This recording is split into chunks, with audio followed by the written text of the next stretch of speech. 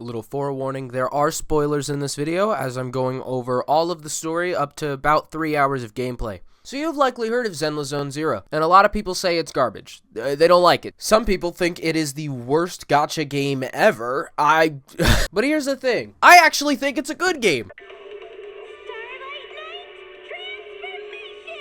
Not this one. When's my show gonna come on? But as the game starts, you're greeted with breaking news about a holo that appeared on 14th Street. You somehow manage to ignore the breaking news the entire time until you choose to look up. Then after you tell your brother about it, you get to choose one of them. And this decision totally matters a whole lot and isn't like the most useless decision ever because you'll end up playing as both of the characters later anyway. I get to select a character. Am I gonna be the guy or the girl? And we start chapter 0, Business, Strangeness, Justness.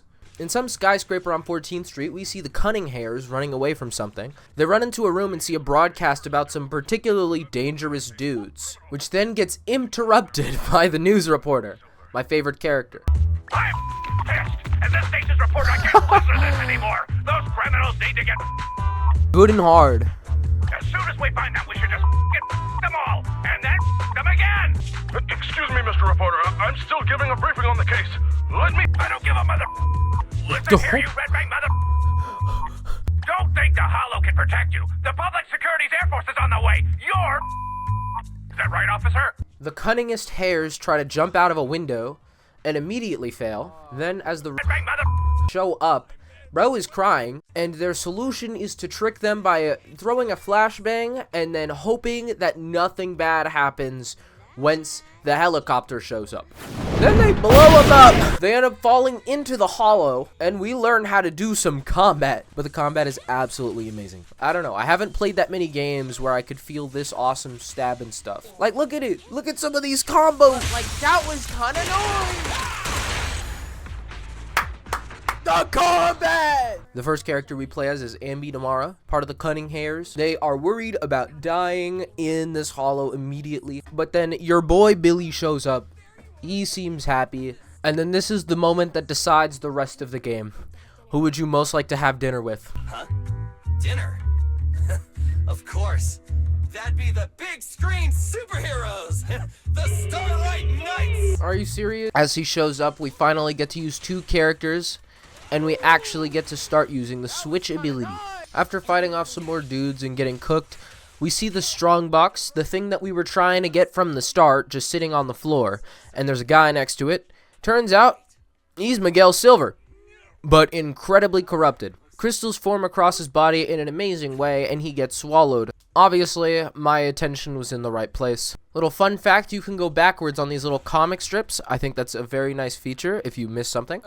Then after that, we fight big ol' Silver guy. We try to beat up the Miguel Silver guy, but it turns out he's just better than us, so we lose and try and run away. After that, we turn back into the main characters we saw earlier, where the TV is still somehow on and it's talking about the disappearance of the... Red ring mother...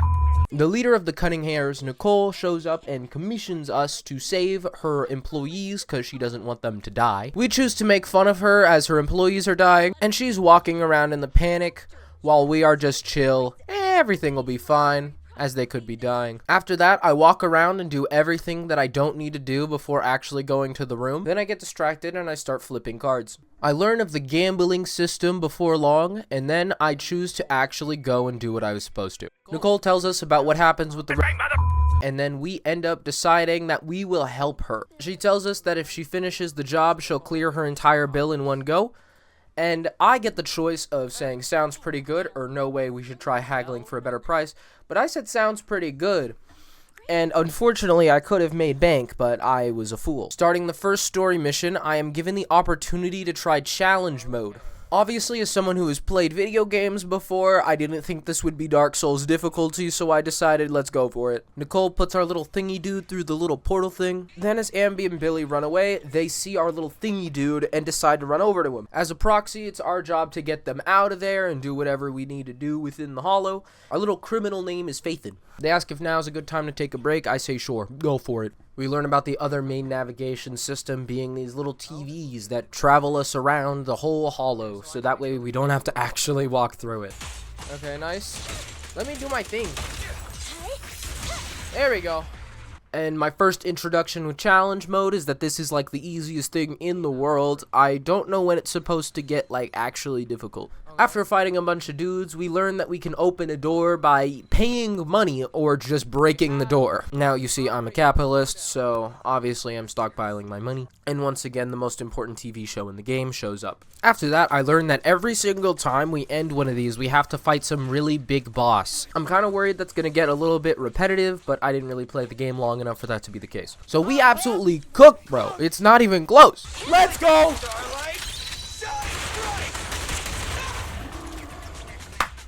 Just like that! But unfortunately, after beating him, we do not get our amazing wipeout screen. We just get the dreaded fade to black.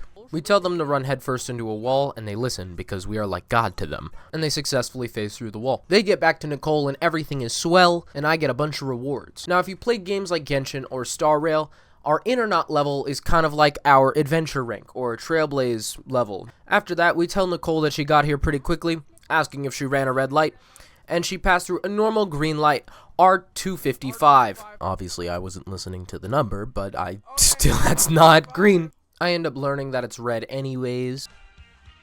It's the same color as your jacket. And we don't get any money yet because we didn't get the strongbox. We get the USB, and then we get scammed for a discount that doesn't work. Proxy, please give us a discount or Nicole won't let me eat. Cry as you say this. After talking, I take a look at the character list, and a surprising amount of them are animals. Apparently, the shark one's supposed to be the strongest. And I'm gonna be honest, some of the physics are a little egregious. Are they at zero gravity? Is this a child? I think my favorite of all of them is probably the drill guy. He is pretty cool. After that, we register for an account, and somehow I collect levels for an account that I just made. Something I learned about carrots, that are somehow vegetables. I'm stupid. But not the vegetable. Are maps, where you pretty much make the stuff in the hollow. That's like how they make the little paths and stuff. Seems pretty cool. This one person asks how they can increase their Internaut level quickly, and the first two responses are fastest way, get yourself arrested. Then we got your boy Gawood now asking how do I get a better name. And then after about an hour 30 of the game, I finally get access to gambling. Let's go gambling! Aw, dang it. Aw, dang it. Aw, dang it. Aw, dang it. I choose to try out all of the characters I can gamble for, and my favorite personally was Grace, okay? Her playstyle was fun. It was like really jumpy. It reminds me of like Billy, but better. I tried out all the other characters, and all of them were pretty fun. And then I also learned a new game mechanic because of this. Yeah, I know. Ow. So you can dodge on a hit like that. Absolute genius. After gambling, I learned how the W engines work, and I level a few of them up, and I go and help with the supplies. Beating them up is easy with my new characters and new supplies. Yep. We're learning. We're learning for real. You can also buy these W engines from a shop, and I think that's a pretty nice system, and it stops you from having to worry about gambling every time. After helping with Noodleman, we decide to go and help out Nicole. Then my idiot self ends up accidentally going into the wrong mission twice in a row. I'm like, okay, the proxy and the hair and the proxy. Like, why is it like that? Why are they named like that? I know it said complete, but I still hit the wrong one. After that, bro decides to hack us because we stole his little flash drive, or his gang's flash drive. And after he formats our entire drive and we lose like everything, he still tries to bargain with us, and we somehow screw him over by handing over our old Internaut account and getting him arrested, which I don't know if we actually did. Nicole chooses not to betray us, and we end up meeting up with them after we deal with the whole hacker. We do some more cool fighting and beat up a little more cool people. Yeah, it feels good to be strong. I'm be real with you. And we find the strong box through a little hollow fissure, which drops us down, and then we end up having to fight the big guy again. After we easily beat him up, we realize we don't actually have a way out unless we use the cool little teleporting device within the strongbox. And then after getting out, we see a little flash forward of what I can only assume is a premonition. I then hear this robot voice talk in my head along with other people, and I somehow skip the part where I need to figure out the terms and conditions, so I just say, fine with me. I couldn't even see it. My mouse accidentally double-clicked. What am I doing? And then they say one of the keys has been activated, which I don't know what that means either. Then after that, we talk to Fairy, which is an AI thing that apparently came into us after we used the device. Wise tells us he has no hose. And then we lose our account, and then we have to build from the ground up using the new account we made. Then we go gambling. Okay. After that, I walk up the stairs and go everywhere I don't need to go before getting some rest. Then obviously, I head onto Twitter before I head to bed. Then that leaves us waking up in the morning once again. For the first day or the first section of this game, getting used to everything that's going on, I think that this is a fun game, fun experience, okay? Honestly, I think if you're not expecting an experience that will open your eyes in the biggest way possible, because it's the newest game that's going to rival all the other ones, then I think that you will have fun playing the game. It's just that it's a slower start, and the combat's fun for people who aren't very focused on difficulty. Look, I get y'all's complaints, but I think if you want like a chill experience, something that doesn't make you like bang your desk in anger or like anything else, I think that this game isn't bad. It's just not as good. I will say, I can see entirely why people would think it's boring, but I didn't. And that's me. That's my opinion. And this game just came out. So there's a very, very good chance that eventually this game will actually be kind of good. But we'll have to see. That'll be later. But I'm excited to see how the game changes in the future. See you.